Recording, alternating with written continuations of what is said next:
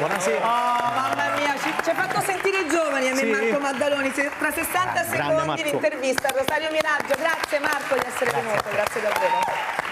Un bacio a Romina Piccoli. Un bacio a te. Ciao Marco. Al lupo. Vede. Allora,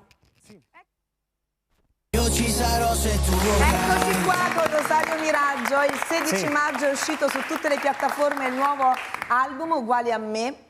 Oh, perché questo titolo, Uguale a me? Ma perché si è sempre alla ricerca di nuovi sound, nuove sonorità, insomma, nuovi linguaggi, però è importante restare sempre fedeli alla propria identità. Ah, ecco perché è Uguale a me. Quindi comunque sperimentiamo, faccio delle cose nuove, ma rimango sempre fedele e sempre uguale a me. Tra l'altro, io ho detto, lanciamo insomma il tuo concerto il 29 giugno all'Arena Campi Flegrei, ma è sold out! All'Arena Flegrei è sold out e infatti poi manca giusto un mese, oggi è 29.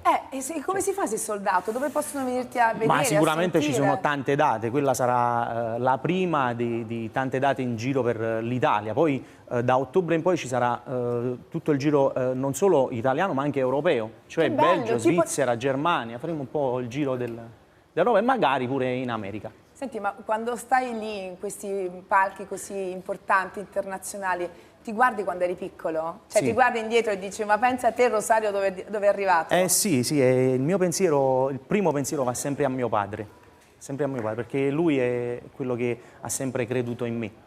Poi c'è stato questo discorso interrotto, rimasto così, come dire, in sospeso, e quindi mi sarebbe poi piaciuto fargli vedere che comunque ho ripreso quello che lui vuole. La sfogliatella Riccia e Frolla che non sapete! Ma mica solo a te, voglio dire. A tutti, andate sui miei social che vedrete tutto, non si poteva fare pubblicità occulta, era.